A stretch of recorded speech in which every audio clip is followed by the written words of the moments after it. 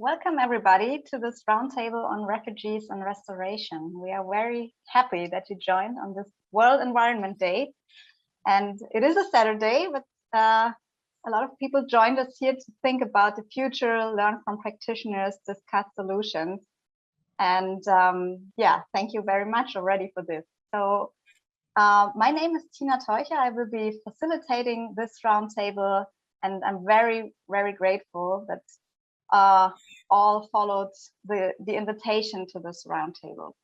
Why? Because globally there are about 79 million forcibly displaced people, including refugees. And more than 75% of Earth's land areas are substantially degraded. And this undermines the well-being of almost half of the world's population. And the annual costs of land degradation are more than 230 billion US dollars. But the thing is, there is hope. And this is why we're here today. There are solutions, there are examples showing that these global problems can be turned into local solutions. And many regenerative projects worldwide work on the regeneration of land and the healing of people and ecosystems, also together with forcibly displaced people. And today we celebrate the start of the UN Decade on Ecosystem Restoration. So what if we use this momentum to bring the nature-based and people-centered solution into the spotlight and let them multiply, pollinate others, and scale the positive impact? And it's not about newness, but nurturing what is there already, because there are already a lot of good examples there. So this is an exploration, a discovery, and we want to strengthen the root system of a resilient society. 5 hours ago, we had a first roundtable with very inspiring talks and guests that also has been live streamed, and you can watch the recording on YouTube. I would say it's definitely worth it, and I can highly recommend it. There were also a lot of good ideas and projects from the speakers, but also shared in the chat. So in this roundtable here today, we have inspiring guests who will share their experiences with us too. It's Nathalie Meier from Movement on the Ground. It's Elhalm AlAbbadi from Bayoudha Village. It's Noah Ssempijja from YICE in Uganda, John Dilou from Ecosystem Restoration Camps, and Meier from the European Bank for Reconstruction and Development. I will introduce them in more detail later to you. And yeah, so you can see our agenda today is very delicious and rich, but we only have 1.5 hours. And this is why I kindly ask all speakers to focus and be brief, and also for chat participants to not be disappointed if not all the questions can be addressed. Yeah, and for the speakers, so if you exceed the time frame, you might hear some nature sounds like birds singing. Kindly asking you to come to the end. But first, we would like to know more about you, the participants. So please share with us in the chat already, where are you right now? So everyone joining us in Zoom or in YouTube, where are you right now?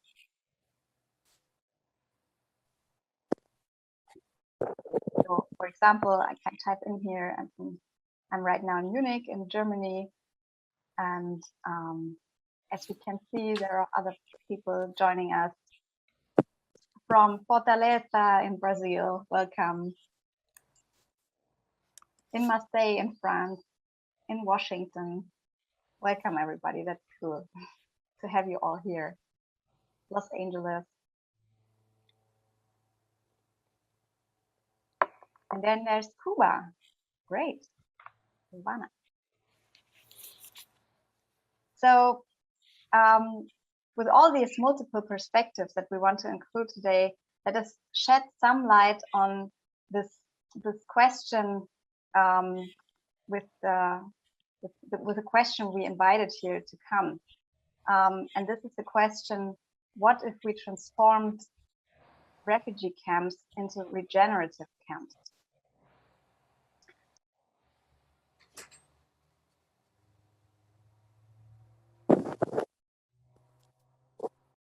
So what are regenerative practices? I think this is the most important thing to understand in the first place, because ecosystem land restoration is when you improve the soil fertility, the water cycle, and the local climate with regenerative practices, just like permaculture, agroecology, agroforestry, holistic grazing, and other techniques. And you literally plant the seeds for a healthy future of people, because you strengthen ecosystem services like food production, clean water and air, cooling and shade, natural building material, and much more. So it can be large scale or small scale, but observations show that the small scale projects tend to lay more focus on empowering people and building local resilience. So if we unfold this potential in the refugee context, multiple benefits can arise for people who are forcibly displaced, as well as for the local citizens, the host countries, and the global community. So far, we can observe 5 points, and I will go deeper into them in this talk. So restoration with refugee has a great potential, and there are good examples with knowledge, with experience that already exist, but obstacles hinder them being implemented large scale. So learning from each other can help to overcome the constraints, and this is what we want to do in this roundtable. So next steps is, this is also the question of this roundtable. We will find out during the next 1.5 hours, but also we will bring in concrete ideas. But first, let's look at the benefits and the potential of ecosystem restoration in refugee camps. There are a lot of benefits. It has a strong potential for global goals, for refugee camps and the regions. It contributes to all 17 development goals, like no hunger, by providing nutritious food, reducing climate change, strengthening biodiversity, and building peace. So in the UN decade on ecosystem restoration, starting today, scientific evidence shows that the restoration of degraded ecosystems by 2030 could generate an additional value of $9 trillion in ecosystem services and remove 13 to 26 gigatons of CO2 equivalent from the atmosphere. So globally, the benefits obtained from ecosystem restoration exceed the costs of the investment tenfold. But what if, in addition, everyone in the world, even possibly people, can contribute to reach these goals? Not only will ecosystem restoration have a positive economic effect on the global economy or on CO2 sequestration, but the most important thing is it can benefit the people. So people flee from droughts, hunger, and war, and they generate enormous forces to find better living conditions. And normally a refugee camp is seen as a stopover, but the onward journey is risky, costly, and hard, and a lot of people will never leave the camp again. So they are stuck. There is no back and forth. But the potential lays in the wide overlap of what refugees need and what regenerative practices can provide.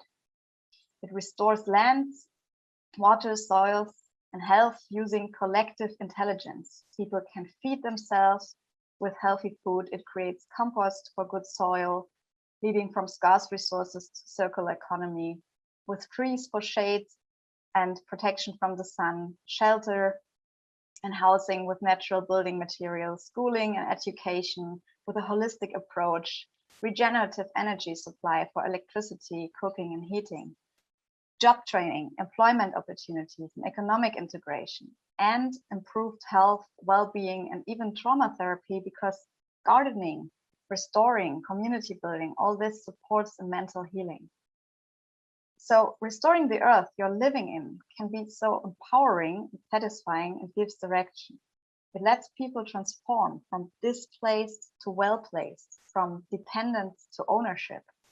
It can help to retrieve a sense of belonging and regain hope for a brighter and peaceful future. So what if refugee camps become self-sustainable and produce more than they need?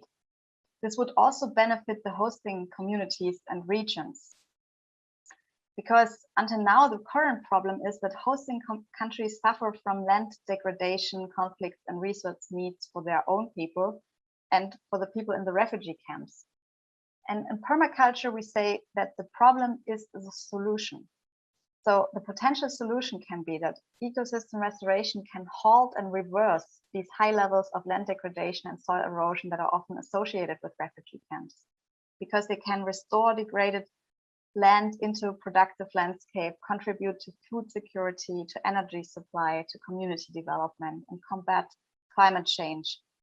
So by restoring the soil, the water, the forest, they can contribute on site to disaster relief, peace building, and improve the resource management, and thus support a way to go from short-term emergency aid to long-term positive impact. So what if refugees can leave their host country in a better state than when they arrived? And the good news is that this is new. There are a lot of good examples for regenerative practices in refugee camps that already exist. And some of them we have in our roundtables today, like, for example, Lemon Tree Trust, Bayoudha Village, Movement on the Ground, YICE in Uganda, Permaculture for Refugees. And there are a lot of pioneer projects also reported from Cameroon, Kenya, Uganda, Rwanda. And this is a list to continue. So more examples and contexts are welcome. So please share the ones you know of in the chat and yeah, get in contact. So we can learn a lot from the experience of these practitioners, but they also report the constraints of restoration work in refugee camps. And we should take this very seriously and shed a light on the problems in order to find out how to tackle them.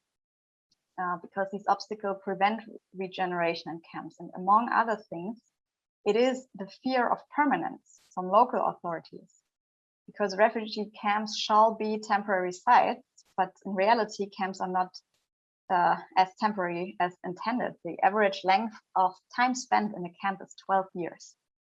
So governments are afraid that planting leads to permanent residency. And there oftentimes is also a lack of knowledge about restoration and a lack of awareness about the potential also. A second block of constraints is the resource scarcity, as you can imagine. Lack of water, seeds, building material, cooking energy solutions, and also the access to markets for the products from regenerative agriculture. And in addition, what is also reported by the organizations that already work on this, there are challenges for education of regenerative practices, like different stakeholder interests, cultural and language diversity, which makes it not so easy to translate, and other things like threat of violence and logistical hurdles for foreigners to go to camps. But fortunately, yeah, we can learn from each other. And this helps overcome these constraints. So thanks to the conversations we already had with projects working on restoration in camps, their observations show what helps and works. And it is things like involvement, so include people with their cultural heritage of gardening, participation, so establish train-the-trainer programs, gardener-to-gardener networks, adaptation, so because every camp is different, so adapt the material, and also every region is different. Adapted with the local experts, and yeah, set up good relations with the stakeholders on site. Provide translation, for example, interpreters that yeah, that can help to translate the material, and resource management with regenerative principles like water catchment, use of local seeds, and so on. And for sure, there's also the question of funding. And it's important to think long-term and leave financial resources for the continuation of programs. So, for example, in our last roundtable, Rosemary Morrow from Permaculture for Refugees reported that they leave $10,000 in each camp so that the permaculture project can go on. And in this roundtable here, we will complement this list with the insights from practitioners. So now the purpose of today's event is to talk about the obstacles and solutions. And after the event, what we can do if this turns out as a good idea for meeting the needs that are here today, we can develop an adaptable living guideline for all interested people and organizations to use. Today's questions are: why are regenerative practices a good idea? What is needed to establish them in refugee camps, and how can projects multiply, speed up, and scale. So in the midterm, we can set up after this event a working group, for example, for developing a guideline or a platform on regenerative camps, but always with a link to the practice projects, because it's good to have a theory, yeah, but also to have this implemented in practical projects and applied and tested. And we will follow up in different events for sure in autumn to follow up with this. So if you feel inspired by the vision and today's insight, if you can imagine to contribute to the development of the guidelines or implement a practice project, or you say, hey, I can support in organizing the next events, please get in contact, whether with me or support the projects presented today. It's all about networking and bringing the good ideas together. And so today we will focus on these 3 key questions here. And we have very experienced people with us sharing their perspectives on these questions. And our first speaker in this roundtable is Nathalie Meier, which I want to introduce to you, because she is working for movement on the ground. She is the marketing and communications manager of Movement on the Ground, an organization with a fixed presence on the Greek islands, responding to the humanitarian crisis there. And Nathalie is responsible for generating awareness to the current refugee situation in Greece, and also for this concept of transforming refugee hotspots into safe, healing, and dignified environments. So we want to hear from you, Nathalie, what you need in order to scale your project, and also what works well from your perspective. So a very warm welcome. Thank you that you're here. Thank you so much, Tina, for the introduction, and really honored to be a part of this event today. A happy World Environment Day to everyone. I think this is a fantastic opportunity for a broad range of different people working for different organizations coming together on this incredibly important topic that impacts not just the environment, but also people in the context of this situation, refugees. Obviously, for today's conversation, I'm here to address a little bit about what Movement on the Ground as an organization, but also what the refugee situation in Greece calls for in order to multiply and scale up projects related to restoration and regenerative care. But firstly, before we dive into that, I thought it'd be good to give a bit of a recap into who Movement on the Ground is, our mission and vision, and a little bit about some of the projects that we've been running in Greece over the past couple of years. So we are a Dutch organization that was founded back in 2015. We're a small grassroots organization. We believe in being lean and mean. That's really important to us. Because our key focus is working with and for the communities on the ground, and that includes refugee communities, but also the local host community. So back in 2015, a group of friends from the Netherlands ended up on Lesbos, where they started direct response to the new arrivals coming into the Greek islands, specifically on Lesbos. So we started on the shores, just relieving people with their basic needs when coming from their journey, often from Turkey. And then from there, the work escalated into the starting of a transit camp in the north of the island.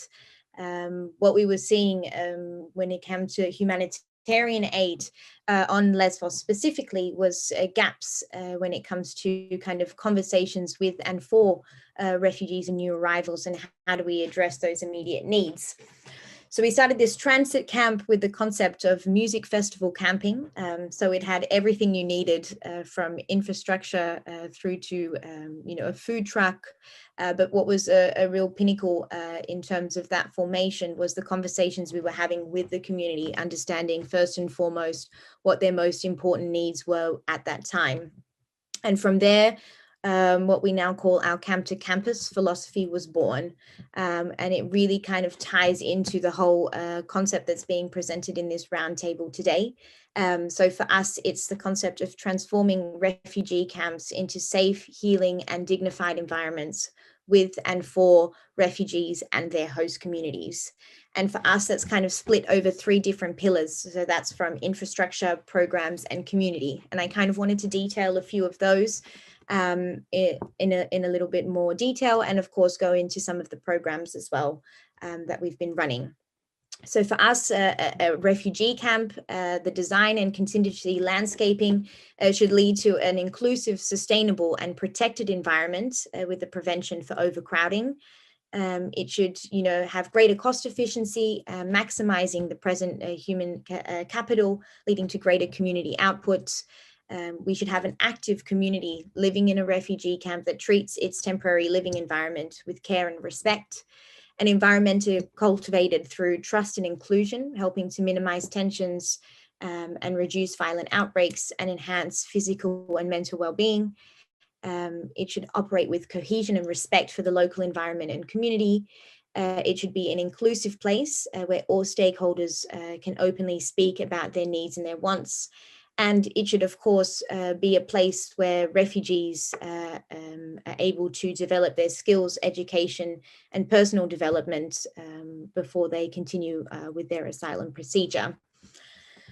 So to get back to the topic a little bit, now that I've covered the camp to campus philosophy, I wanted to really bring in the example that you see behind me, which is actually the olive groves outside of Meier camp. As probably many of us know, present here today, Meier camp was destroyed in fires in September last year, but it was one of the key locations in which we worked for about 3 years with and for the community. And when we first stepped into the olive groves, something that we saw was a massive overcrowding of the facility. So a lot of people were living in summer tents outside of the direct facility itself.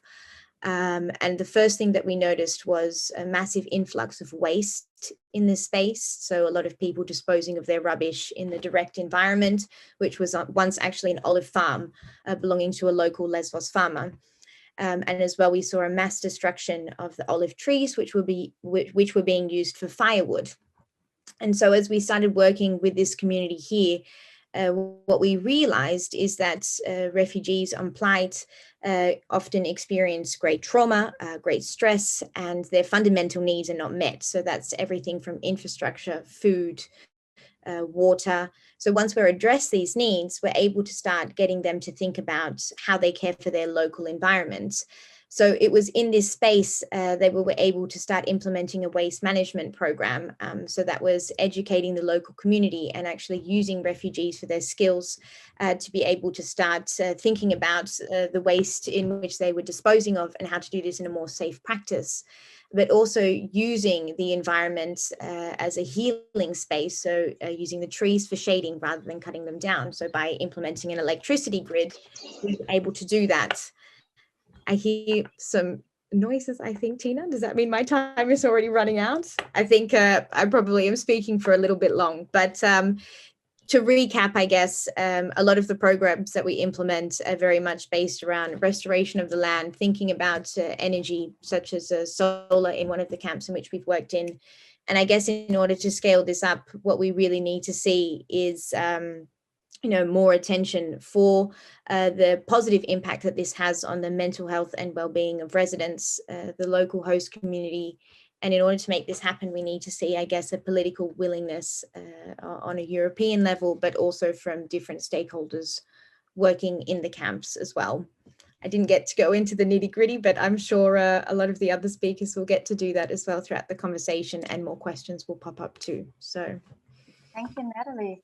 Yeah, it's a great work you're doing, and I'm really inviting the people also in the chat we have people here from Spain, Jordan, US, Germany, Somalia, Netherlands, Kenya, to ask questions to our speakers that we can answer like in the very short Q&A after the talks or in the discussion round afterwards. So what would you say is one of the biggest obstacles for you right now to, I mean, for example, COVID, I guess it's not easy to handle this also. Can you say something about this? I think COVID has been an ongoing challenge, but definitely on a health front. I guess a challenge that we've seen is a shifting paradigm when it comes to migration reception on the European borders. So the olive groves no longer exist. Karatepe camp, which was a camp for the most vulnerable, no longer exists. And these were spaces where we had a little bit more autonomy as an organization, but also a willingness with the stakeholders that we were working with. Now, as we're working more directly inside refugee camps, it means that there's a lot more dialogue that needs to be had with stakeholders. We need to have a willingness from camp management in order to implement programs. And I think it's constantly being able to demonstrate the impact of restorative programs, both on the environment, but also on the refugee community. And that's something that you need to showcase. So I guess having those challenging dialogues, being able to prove the impact of your work, and ensure that there's both economic and also human resources in order to bring these programs to life, kind of stand as the biggest challenges now that we face. And while we see them as maybe challenges, maybe it's better to address them as obstacles, because we really believe as an organization is if we can demonstrate that impact, and we can really kind of motivate and encourage both the refugee community, which is what we often see as a real willingness, because they want to, use their skills, their resources, their talents. They want to be engaged and not just sitting around waiting. Yes. And if we can really demonstrate that to camp management, other organizations, that's how we can enable these programs to kind of grow and flourish, and we can see them on a wider scale versus a small community garden. We'd love to see that on a bigger scale as well. Thank you so much, Nathalie, and hopefully talking to you in the discussion round later on. Thank you so far.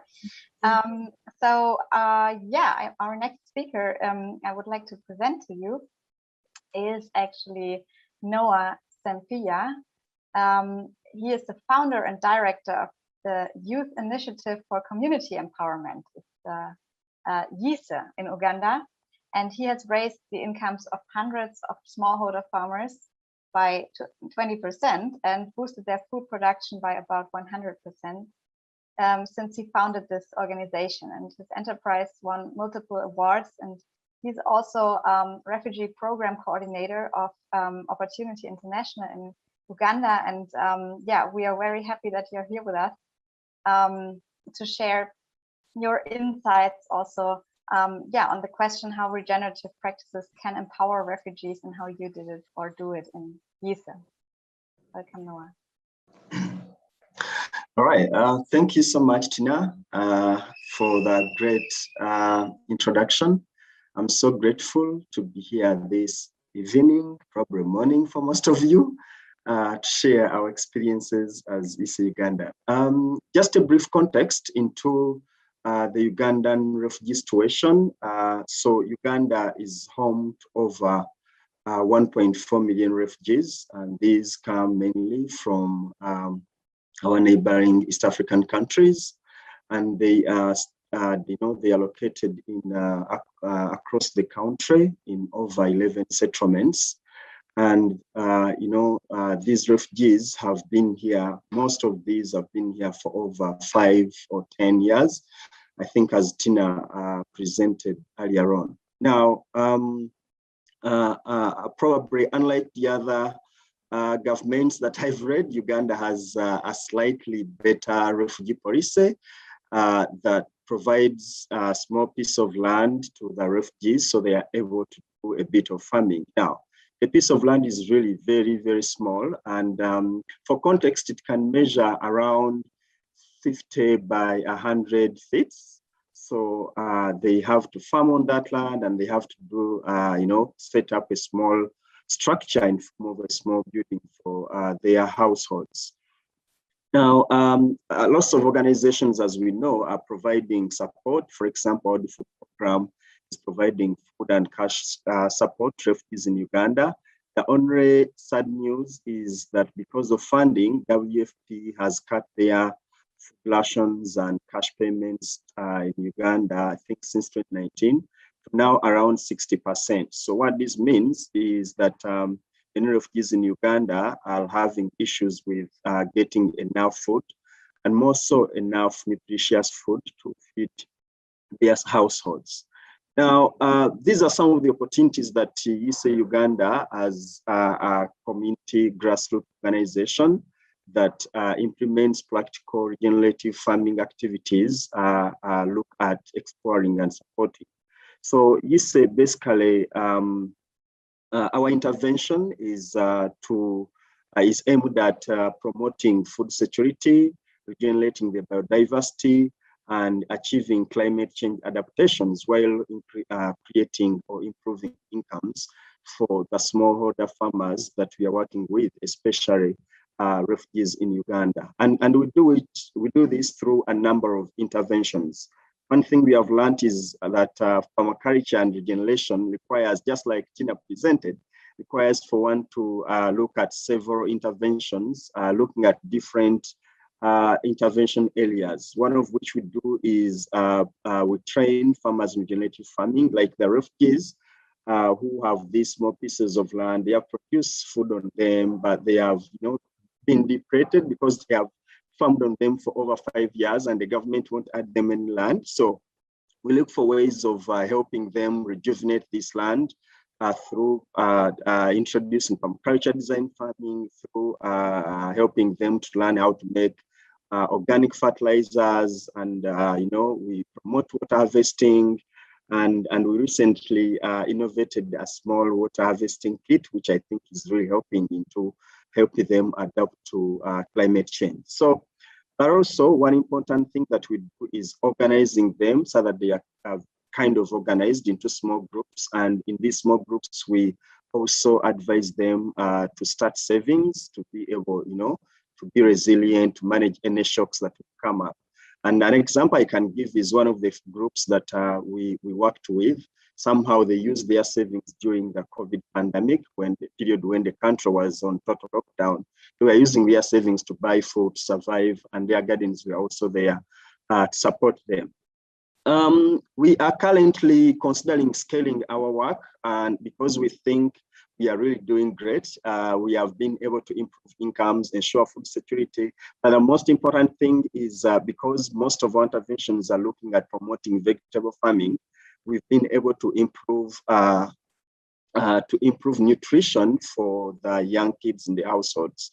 When refugees are given cash, normally household heads, men, they would go and use the money to buy beer or alcohol, and they won't buy nutritious food for their children, which saw numbers of malnourished children increasing in refugee settlements in Uganda. Our intervention is trying to promote that, but in a way that is regenerative. So yes, I can hear the time there, but we are scaling, and our target for the next 5 years is to reach at least 3,000 refugee households. And of course, we have put together a strategic plan to achieve this.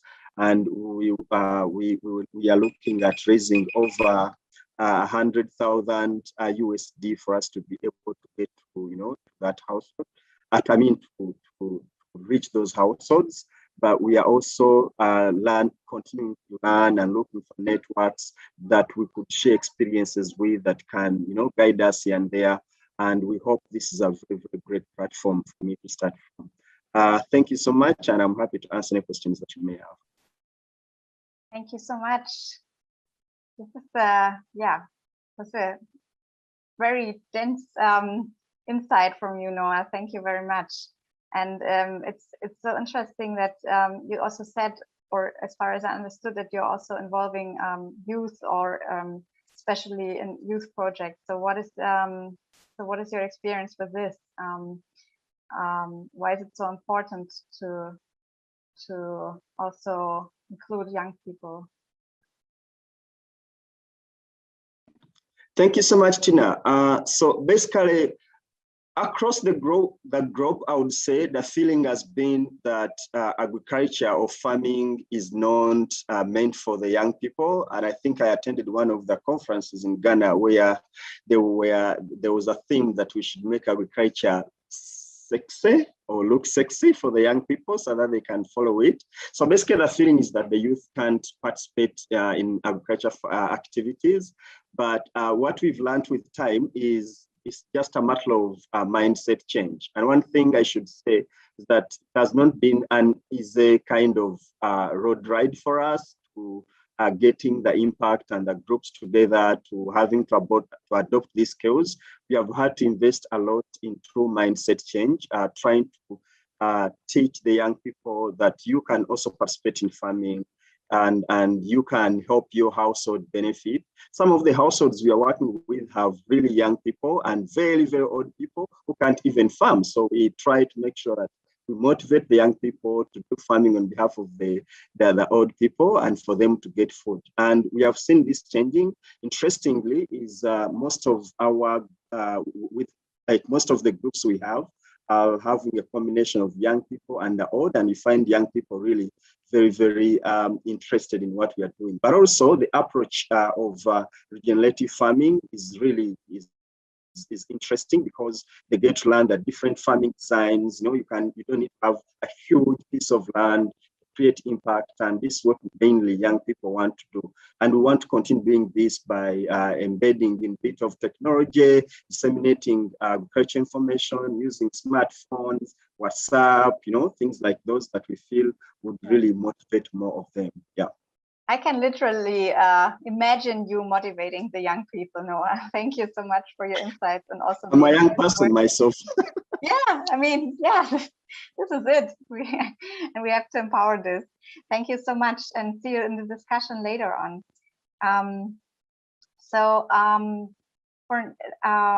We are going on in the round, and there's our next speaker who is from Jordan, and it is Elhalm AlAbbadi.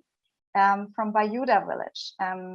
She is a Jordanian environmental pioneer and entrepreneur in permaculture, in farming and livestock production. And she's committed to provide innovative solutions to the local community. She promotes ecosystem restoration techniques in agriculture. And her cooperative gave birth to 4 other cooperatives serving 20 villages, and also working with locals and with people coming from other countries. So yeah, I have to find out where you are right now. Elhalm, she's re-entering. Seems there's an internet connection problem, so hopefully we can see her in a second. So is she with us now? Elhalm, can you hear us?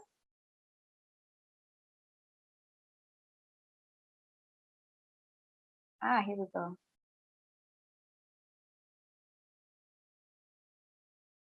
So Elhalm, we're very to have you here, and it would be great if you can share your insights from the work at with locals and refugees in Jordan. So what, from your perspective, is needed to have more of these wonderful projects like yours?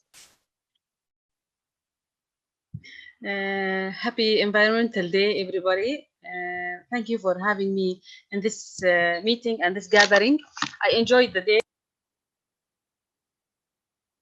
Knowledgeable people from all over the world. I learned a lot.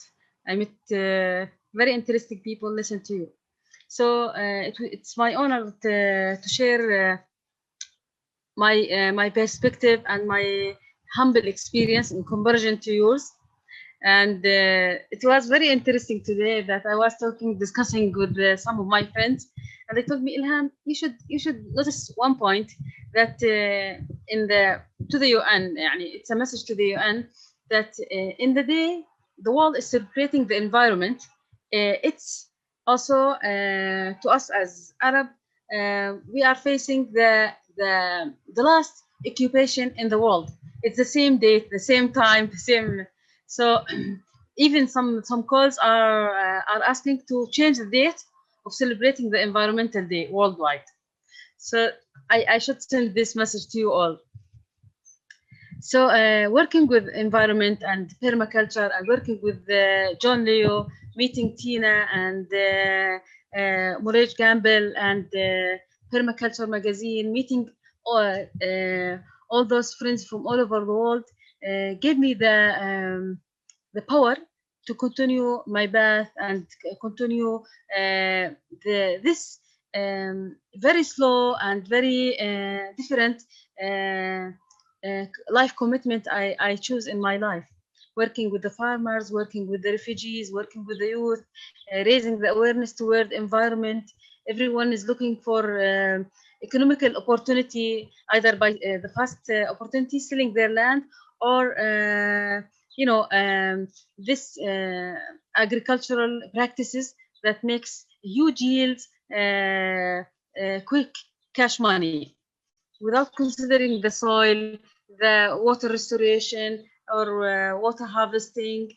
In Bayoudha Village, we are lucky to work with the farmers who have this knowledge and who gained this knowledge through centuries, and been keeping this knowledge and inherited to us. So those farmers who taught me and gave me the power to continue, and they are my teachers in this life. One of the good examples of working with the refugees was in GenR refugee camp, where we were doing rooftop gardens, raised beds, and any chance to grow even one plant in their very own space. So this was very special experience, and it gave me the chance to learn how much they have knowledge, and how much it's like theoretical knowledge they need to implement. They need the chance and the land to start implementing, and this is it. Some of them, they are working with Jordanian farmers outside the refugees camps. Jordan is one of the highest percentage hosting percentage refugees in the world, with the water shortage, with the geopolitical situation, with many circumstances facing Jordan. I think working in restoration and transferring the refugee camps into restoration camp is a huge potential. It's very important work in Jordan. I can imagine having, instead of calling it refugee camps, oasis in the desert, or paradise, or green hubs all over the country. And this is how I imagine it, and I'm passionate about it. And we can make it true if we start working together. We have a very good experience with John Leo, where we in 2014 started something called Bayoudha Declaration. That John invited the friends from all over the world. We gathered under the oak tree in Bayoudha Village, and agreed together that we will work together to regreen and to restore Mother Earth, and work together. I work with my community here in Bayoudha, with Al-Balqa Innovation Institute, to grow more trees, so farmers won't need to go to access to the trees in the forests, and cut trees or degrade the natural habitat. So we work together to have more trees, to have in the gardens more fruit trees for the families, which we called it Hakurt Bayoudha. We managed to grow almost 10,000 fruit trees, 15,000 medicinal plants like za'atar, rosemary, lavender. We work with a small-scale youth, engage the youth by giving them the chance to redesign, restore a small piece of land they own with their families, to grow more trees. Yes. Thank you, Elhalm, so far for your insight.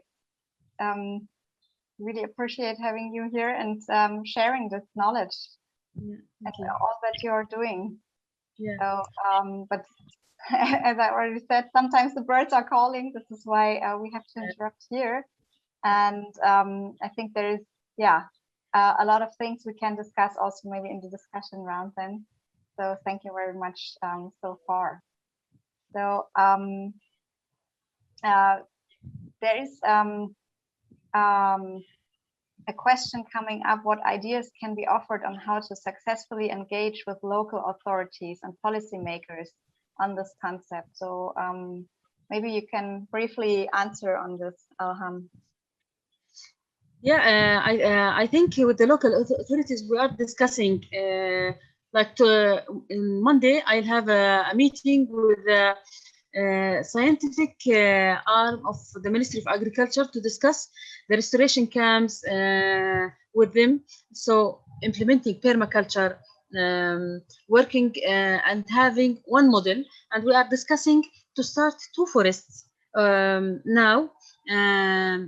So we are doing the landscape, working together in how to make this as a pilot, and raising the awareness of the community that we need to work together as refugee camps and local community in the villages. So it takes time. Once we start the first model, it will be easy. It's always the beginning. It's very difficult. Okay. Thank you so much. Right now we are going to a very short comfort break, so you can time to stretch your legs or grab a cup of tea or quickly go to the restroom, or you enjoy our short song that we want to share with you, that one of the guests that came to our previous roundtable shared with us, which is Permaculture East Africa. Thank you very much for sharing this with us, and I would like to try it out so if we can see and hear for especially how permaculture can sound like. Let's see.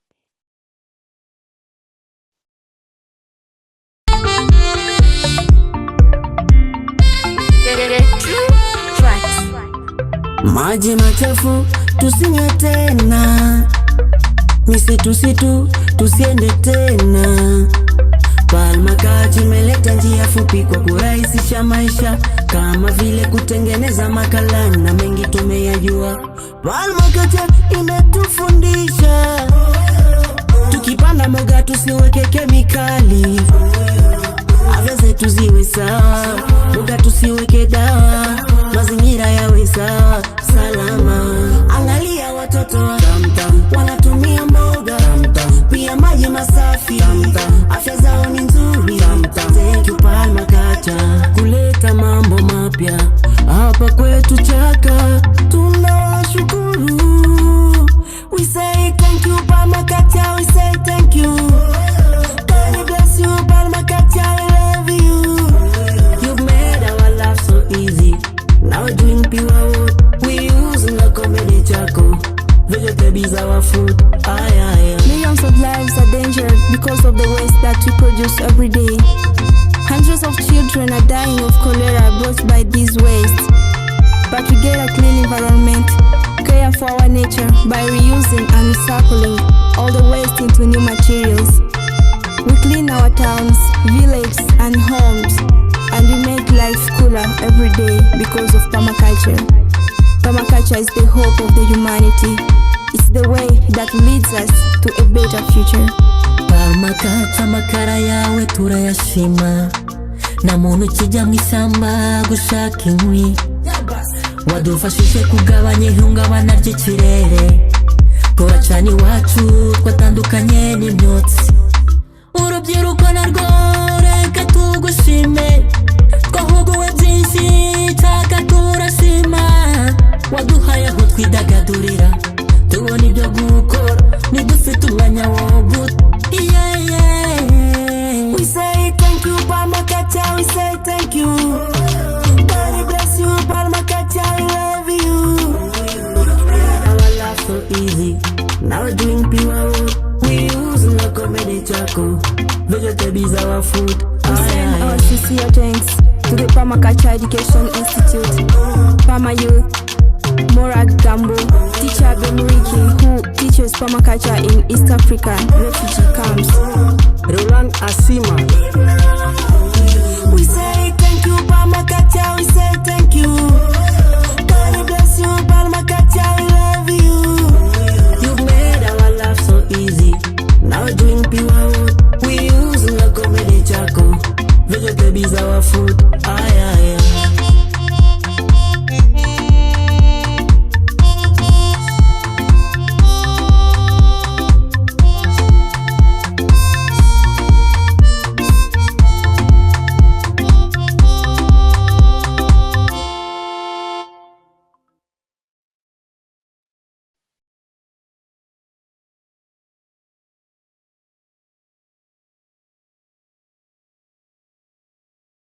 How nice that you shared this with us. Thank you so much. And yeah, also thank you to Regetha who translated this for us. She said they are saying permaculture has brought them clean water, fresh food, no chemicals. They are happy and love permaculture. And they sing in different languages, including Swahili and Rwandese. So there's the song is also on YouTube, so we shared the link in the chat. And now it's time to come back from this short comfort break, and yeah, to welcome our next speaker. But yeah, again, I really want to say thank you also to Bemarik Bisimwa Dusabe, who just shared this wonderful song with us.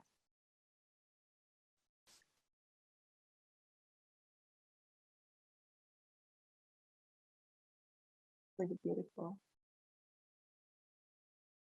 So I now have the honor to announce our next speaker, who is John DeLu, an internationally known environmental documentary filmmaker, ecologist, and well known for his award-winning ecological documentaries like Green Gold and Hope in a Changing Climate. And in 2017, John founded the Ecosystem Restoration Camps Foundation, a global movement of people creating an abundant earth through ecosystem restoration and sustainable livelihoods. And he has been to all over the world. Right now, he's in Los Angeles and will share his perspective on our topic today. And the question, how can knowledge, education, and media help people all over the world to get in their power and to pollinate each other with restoration projects? So welcome, John. Happy to have you here. I hand it over to you. Thank you. Thank you so much, Tina, and everyone here. It's wonderful to see Elhalm. We have really enjoyed going to Jordan and seeing what that is, and hearing all the other people who are presenting. Thank you. So, communications. Well, I think it's the evolutionary trait that human beings have that sort of separate us from other types of life forms. And we can transmit knowledge over time and even beyond our own lifetimes. And so we accumulate knowledge. And this knowledge is growing, and ecosystem restoration represents something which is, I think, the next step in human evolution and understanding, because our societies have been built on selfishness and on extraction and buying and selling things. And we need to realize that the true value on the earth is in the earth's systems, which created, constantly filter, and continuously renew the oxygenated atmosphere, water systems. Somebody else has got their audio on. It's Elhalm, yeah. And the fertile soils and the amazing biodiversity. So it's critical that this kind of understanding becomes the central intention of human civilization at this time, because we face so many problems. And we have to ask the question, why are there so many refugees? Not just address the questions of how do we deal with the infrastructure to take care of refugees, but to ask, what about peace? What about human rights? What about justice? And so we're at a turning point as we come together with the refugee populations and the people who are dealing with this.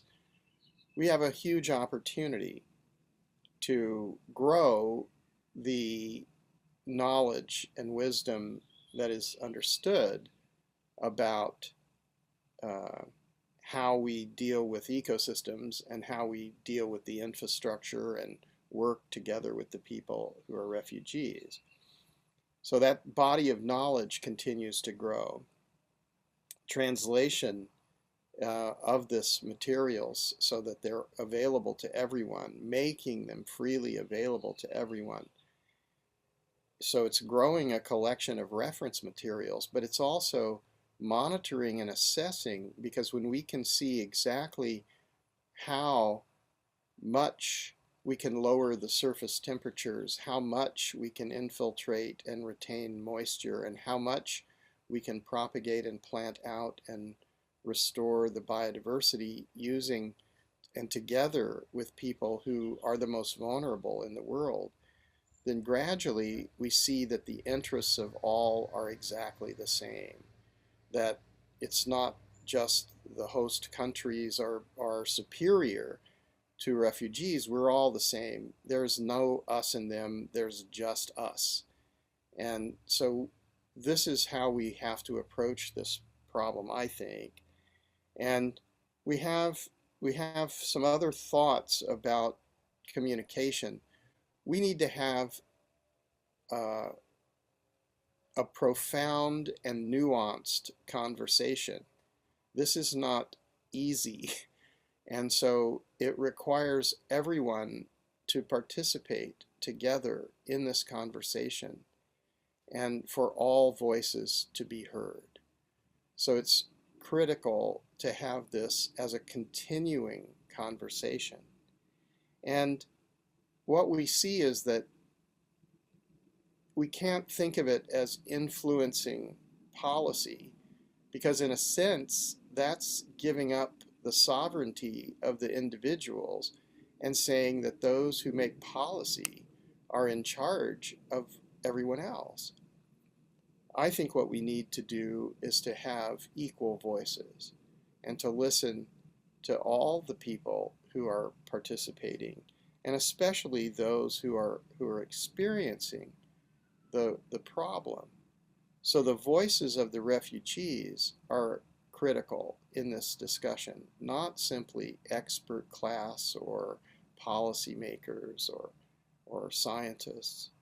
And we're really talking about justice and rights and sovereignty. The other thing that we have to look at is value. So a lot of people are talking about how much does it cost to do this or that and so on and so on. But there's another way of viewing this, because we're sort of saying that the money, the capital that's going into this to address these problems is valuable, but we're denying the value of the people. We're denying the value of the earth systems. So I think the most important part of communications is to get the message right. If we don't ask the right questions and we don't get the message right, then it's very hard for us to come up with the correct solutions to this. So I think this is where I have noticed that over a very long period of time, that now it's almost 3 decades for me working on ecosystem restoration. And what happens is that, like in permaculture, you need to observe.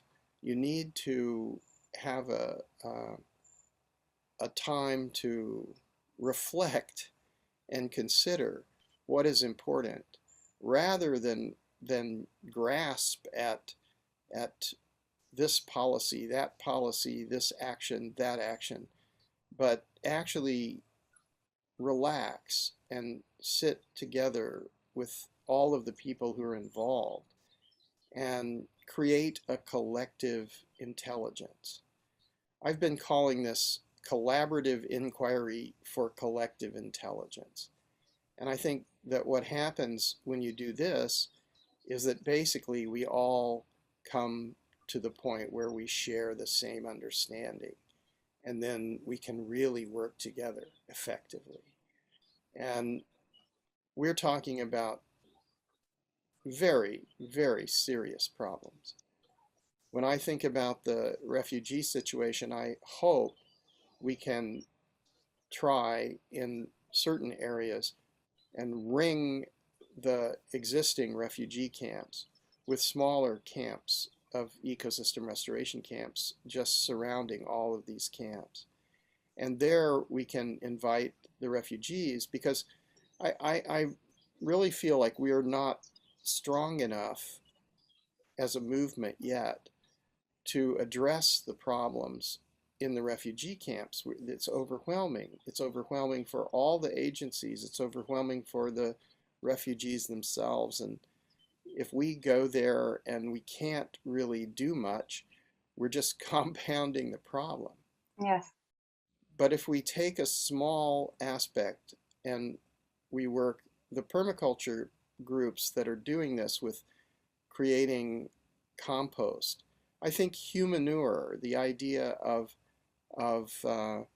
working very carefully to deal with sanitation, to deal with water, these are the very, very basic things. And then at the same time, ensure that the refugees themselves are able to speak, and that their voices are heard, and that they're treated with respect and equality.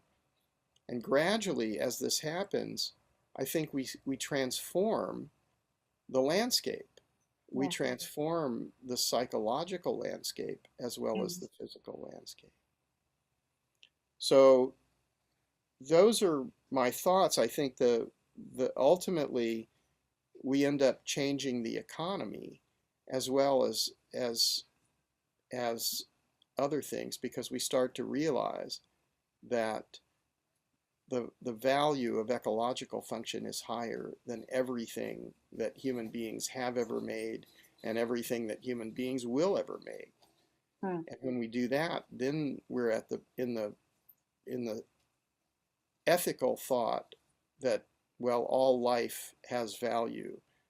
It's not like there are some people who have less value than others. If anybody's alive, and any life form is alive, then it's a representation of all life since the beginning of time, and it can't so be true, John. Thank you. Thank you so much for sharing. And we really invite you in the Zoom chat and in the YouTube chat to ask questions to our speakers, or to share your thoughts on this. Also, if you are, well, wherever you are, whatever you're working on, so that we can, take this into our discussion later on. So far, there's no direct question now, and regarding the time, I would now go to the next speaker, and then we can discuss in the bigger round again. So thank you so much for sharing, John. Thank you. Very good. So yeah, so last but not least, it's Meier with us. She's a sustainable finance expert at the European Bank for Reconstruction and Development, and also responsible for the ESG subject there. She is has over 15 years of experience, leads the ESG work of this bank with financial institutions, private equity funds, and she designs and supervises environmental and social risk management and safeguard frameworks for a portfolio of 3.3 billion euros in new approvals per year. So she gives us insights in the way impact funders choose projects to support. And what we've just heard is not about policymakers and money, but on the other hand, oftentimes this can help a lot. So welcome, Meier. We are very happy to have you here to share your perspective on this, and also maybe your feedback on what you've heard so far. Yeah, hi Tina, thanks very much for having me. I feel a little bit like the odd one out because I don't work full-time like you all do on the issues of refugees and camps. So I've learned a lot, and I'm very grateful for the insights that I've heard so far.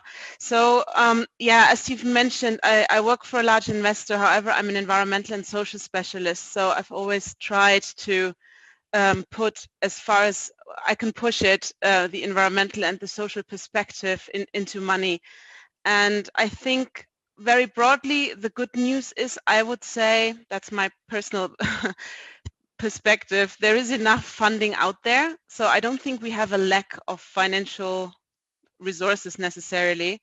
And of course, environmentally and socially impactful investing has become something of a trend in the past few years. So I think there are a lot of dots we can connect, and a lot of resources, hopefully, that or ideas even, maybe first the ideas and then the resources that we could tap into. And of course, this specific question really, to me, is very fascinating and highly, highly relevant, because it brings the social perspective and the human perspective together with the environmental perspective. And I think, given the backdrop of the experience that we've all had collectively over last year with the pandemic, it's just becoming even more pressing and even more timely to find solutions for that.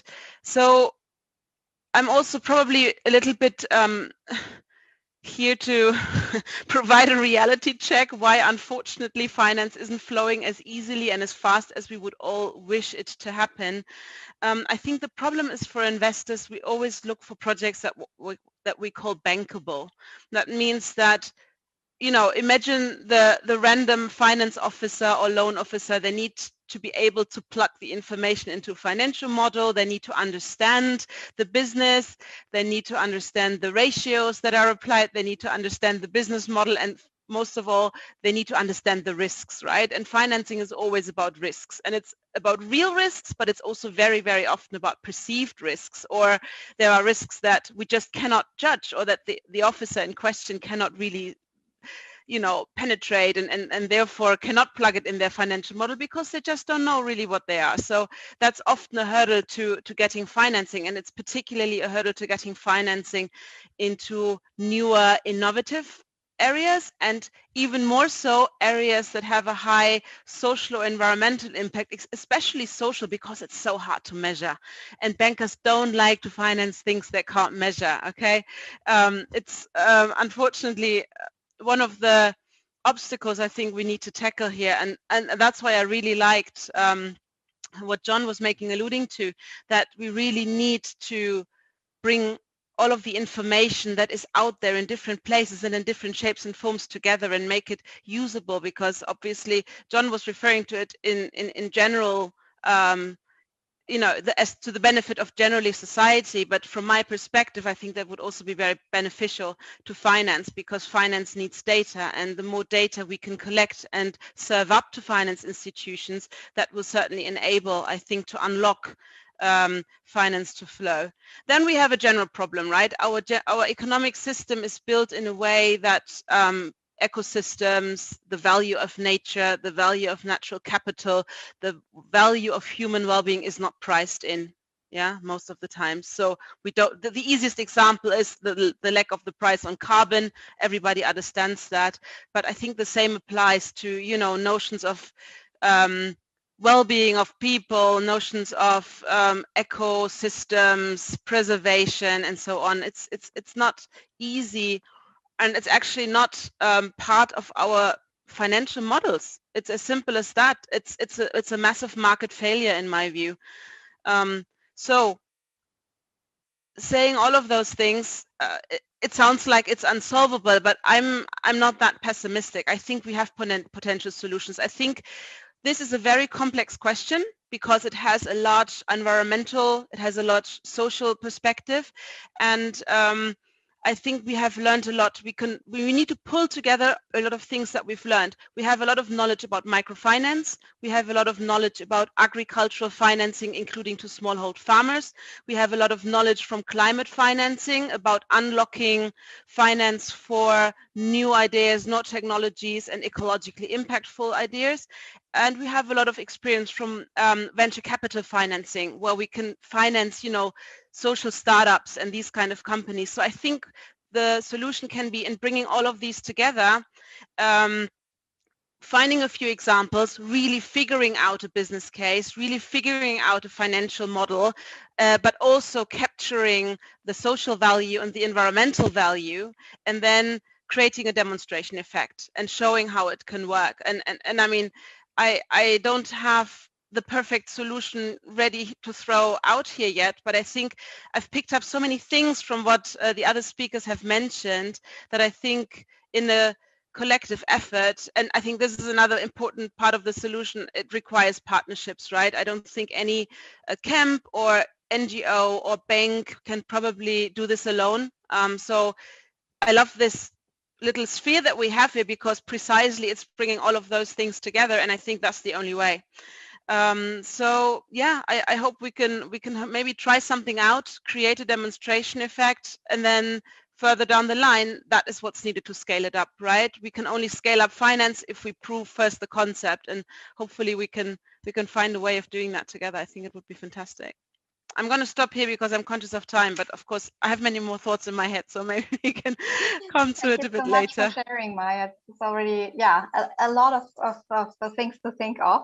And there might be one question that comes immediately up to one's mind when hearing, okay, funders and projects, and many regenerative projects are reported to that they want to grow in their capacity, but they become trapped in a power dynamic with the funders or investors, because the focus then can shift to appeasing the desires of the funders or the investors, rather than expressing what is truly needed in order to grow their regenerative programs. So from your experience, how can this be tackled,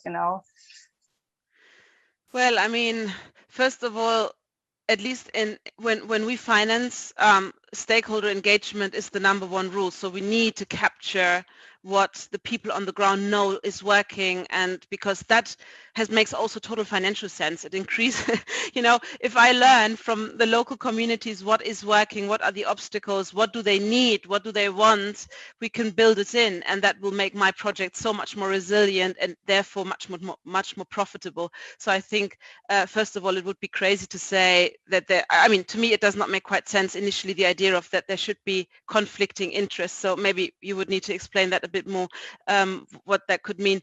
But in general, I mean, frankly, yes, of course, we're playing around here with the basic notions of market, how markets function, and not everybody likes those. But in general, finance institutions are always interested in, growth.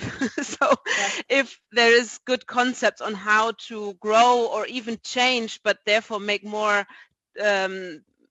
efficient and more long-term and more profitable, or even just stronger, more resilient, any economic activity, I think every financier should be delighted. So I'm not quite sure where the conflict could be there. Yeah, sometimes you apply for funding, for example, but the funding is not exactly what you're doing, but you're trying to, for example, the target group. Right now in the development aid, it's a lot of doing it with women, for example. So yeah. Yeah, okay, but this is the general problem of finance givers. Yes. Disconnect sometimes from the needs on the ground. So I think this is probably general an issue for development financing that we could look at almost separately. But yeah, I know what you mean. So I want to invite all of our speakers from before to join in the conversation and discussion, and we can only on the surface touch for and get a lot of joy for the next event, actually. But there were some questions from our audience in the chat, and maybe there is one that can be answered, for example, by Elhalm or also by Noah, but I can't see Noah right now. I think maybe we lost him. If you can hear us, Noah, just tell me. There was this question about who is the right person to talk to in camps, or is it the settlement planner? And there was also some answers in the chat also already. For example, from Bemarik saying the person who should talk to the camp manager is one who works and stays in the camp only. If it is an international organization, it should be given permission by the Commissioner of Refugees from the Ministry of Disaster Management and Preparedness. So oftentimes it's a question, so which stakeholders do we have to address? And maybe Nathalie, you also have from movement on the ground experience with this. Yeah, I think it's really interesting in the context, at least in the camps in which we're working. Obviously, we have a concentration of specific coordinators that all have different functions and oversee different programs. So often when it comes to the implementation of a new project, or we're looking to get further attention or approvals in order to expand an existing project, for example. So something we're looking into doing now in the new camp on Lesbos is we've started a small community garden. How do we then expand that to further greening across the space? So it requires in us to put a full proposal together. What does that budget look like? What does that manpower look like? How will it be implemented? How will it impact the space? What we often see is working groups with other organizations that have permissions to work in the camps. So smaller grassroots NGOs, some projects often touch points with UNHCR, but it's often our campus representative. So our head coordinator from the location in which we're situated, in this case, Lesbos, that will have then direct conversations with camp management or the camp manager themselves, providing that proposal. And what we see as well is that can sometimes go all the way up to the Ministry of Migration in Greece, depending on the scale of that project. So there's different touch points and different stakeholders. But I think for us, it always starts with, and it was something that John also said, and I think it's been reiterated through the conversation today, is that it often starts with that first dialogue with the community. What do they need first? How can we amplify those voices? And how can we be the enablers and the carriers of that message to then the people that we need the permissions to implement that future project that in the end supports those people. So that's a bit how the structure works from movement side, at least. Yes. There's another question from a YouTube participant, Antonio, asking, does the European Bank for Reconstruction Development fund small organizations also? Is the question for you, Meier? Yeah, mainly indirectly. So we're a lender, so mainly we lend. We don't provide grant funding so much, although we have some grant funding, but it's usually also related to larger investment projects.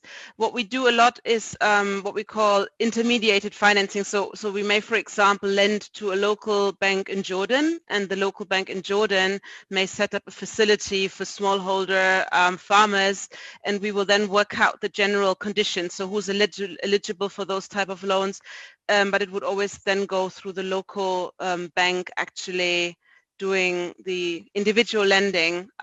That's A, because they know the local conditions better, and B, because we don't have the capacity. The transaction costs for the small funding is very high. You need a lot of people, so we don't have that capacity.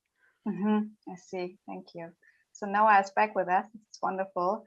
There in the earlier roundtable, there was also the question, how do you think the concept of ecosystem restoration fits into the first emergency phase of settlement, or how does this go together?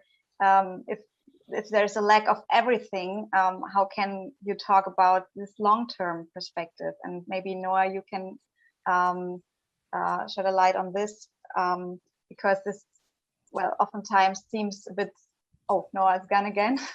Seems the connection is bad. But John, can you say something about this? Waving hands? Well, actually, I wanted to mention that I think this question of value and sovereignty go together, that in some ways people have lost their human rights, and we need to ask, why have they lost their human rights, and how can they get their human rights back? And this question is connected to what is value. And so if the value is in the capital formations, but those capital formations that exist are connected to genocide or slavery or mercantilism over centuries and millennia, then basically they're connected to domination of other people. And that's the reason why people are refugees, because they've lost their lands, they've lost their rights. And so in addressing this, it's not really about blame and retribution. It's about truth and reconciliation and the need for the people who have lost their rights to regain their rights, and for us to value the earth systems rather than these sort of casino economics. And when we have real value, there can't be anybody who is hungry, there can't be anybody who is homeless or disengaged and separated. So this, I think, is a possibility for this moment. And we have this, what's happening now is also that currencies and economics are being discussed. So we don't have to accept the status quo, just like we don't have to accept degraded landscapes. We can change them.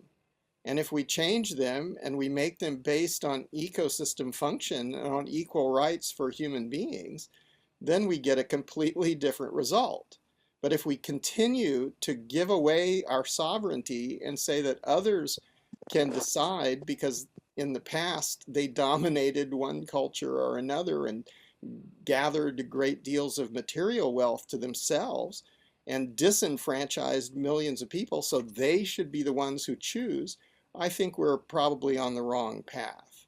So that means we have to have a very profound and nuanced conversation with all human beings. And the shared intention of human civilization has to change. That's, I think, where we're actually at. I would also invite, like to invite Wegesa, who's with us here, and to join her perspective on this. She's working in Kenya, and maybe you can introduce yourself really quick and share what comes to your mind when you heard our conversation now. Welcome. Yeah, thank you very much, everyone. I just appreciate the way this meeting is going and the insights we are getting from all the participants, Elhalm, Meier, Noah, Nathalie, and John.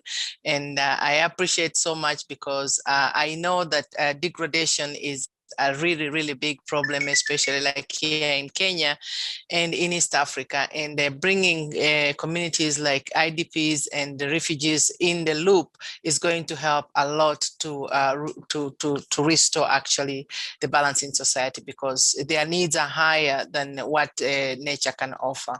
So thank you very much, and incorporating actually the local communities living around the camps and the camps themselves, the IDPs, to learn about restoration is key to restore degraded lands. Thank you. Thank you, Wegesa. There's a question from YouTube asking to all speakers who are working on projects, so maybe to Noah, what type of skills are specifically needed? How can I as a student prepare myself to be useful for scaling up these wonderful solutions, or what skills are needed in your opinion? Or is it something, yeah, or something to learn also? Yeah, sure. I think I'll take this. Quite an interesting question. And I'm sorry, my internet is a bit shaky, but I hope everyone can hear me now. Interesting question. Actually, you need a combination of skills. That's what I would say. You need both the practical, hands-on, as well as the soft skills. And I think for the hands-on skills, those we can learn from school, they are very easy. You can learn how to set up a perma garden and stuff like that. But experience working with refugees has taught me that you need more of the soft skills. You need to learn to be a very good communicator. You need to learn to be a very good problem solver. They always ask hard questions. But we also end up working as counselors And I think one speaker talked a lot about mental health, because considering the backgrounds of the refugees, what they have gone through to get where they are, the future they are looking at, they have gone through a lot. So while you are preparing to work with them, you've got to learn to be able to, to talk to them, share experiences with them, counsel them, wherever it's possible. But also another important thing, which is not basically a skill, is the ability not to cause any harm onto them. And in my organization, we have strongly worked on safeguarding, trying to make sure that we respect everyone we are working with. We've taken further stuff on safeguarding and how important that is. But basically, you've got to, briefly, good communicator, good negotiator, problem solving skills. You've should be able to, address their bit of mental health issues, and also being empathetic, because that's another important thing. Yeah. That's a lot of things. Thank you, Noah, for sharing. Elhalm, do you think there's something to add on this list? Because you are also an entrepreneur working on so many things. What skills are needed?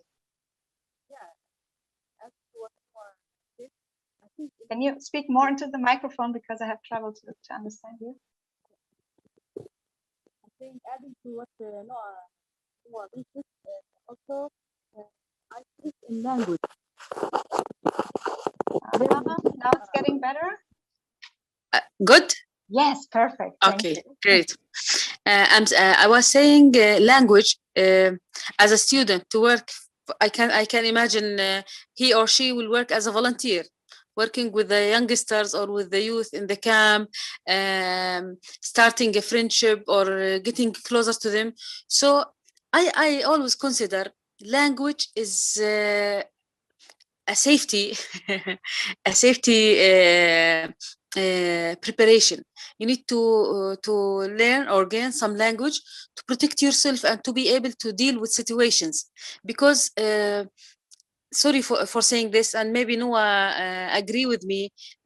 People in the refugee camps, they suffered, they survived, so they have nothing behind them to worry about.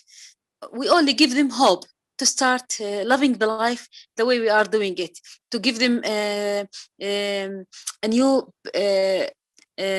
perception how they will dream for their future, what they want. So as a life skill, they don't trust easily. If they trust, it's a friendship, a lifelong friendship. So you need to be prepared not to do mistakes, again their trust relationship.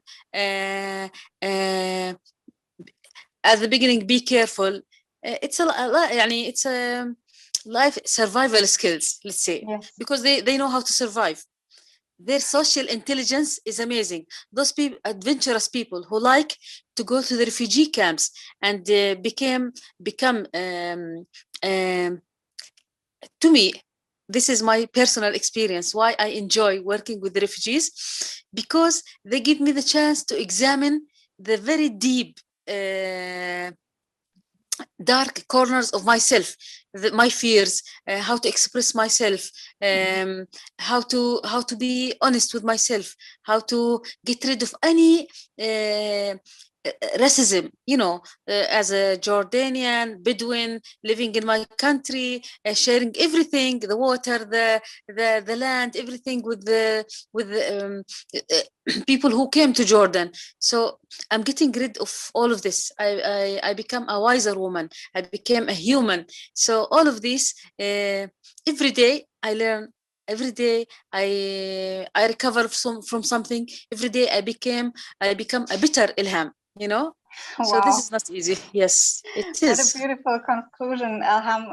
Thank you so much for sharing this. And yeah, we could not end this discussion better than with, let us each become a better Elhalm, a better Tina, and better Meier and Nathalie and everything. Just by getting in dialogue with people and really starting to listen also. So please let me wrap it up in a short way. because the next session is already on the run. It's Beyond Trees here on the Ecosystem Restoration YouTube channel. So, okay, so to wrap it up, we've learned a lot today. And it seems that transforming camps and the experience of camps in a regenerative way can really help to regain hope and to regain dignity, joy, peace, and confidence, and connectedness, so that we transform from being alone and going this journey alone to have a sense of all one, and creating soil for the peace and for the healing. So regenerative practices can build this bridge and to create places to empower generations to start a better life, to have a place to unfold also the good potential that is also in this room. So thank you also to all our virtual guests here on YouTube and Zoom. So what are the next steps? So you can register if you haven't done it so far, to be kept in the loop about the next events, about the next steps. So we will share this link in the chat. And also we have started to do to document what we've heard today in our 2 sessions. So there is, just to give you a quick overview how it looks like. This is the whiteboard we created with some of the most interesting, or some of the points that our speakers made. And we will refill this also with a recording. And this recording of this event also is available on the ERC YouTube channel, so that you can dive into this and yeah, find out more later on. So thank you very much for the 2 roundtables, also to the ERC team, the Ecosystem Restoration Camps team, who supported a lot in this and also provided the YouTube channel. Thank you to our speakers for your time and dedication, even on this holy Saturday, World Environment Day, and thank you for all the participants for your contribution. We are very happy to have you with us, and I think this is really what it can go in this direction, to say, okay, there are a lot of things we can do and we have discussed, like, and maybe there's a possibility to set up a working group, work on guidelines or on a platform, really find out what is it that we need next, and join the follow-up events. So yeah, again, thank you all for being with us here, and yeah, the Environment Day. Bye. Bye-bye. Thank you. Thank you so much. Thank you. Bye. Bye. Bye. Thank you, Tina, for what you've done. It's Bye. wonderful. Thank you so much for your It's my dedication. pleasure. It's wonderful to have you all here.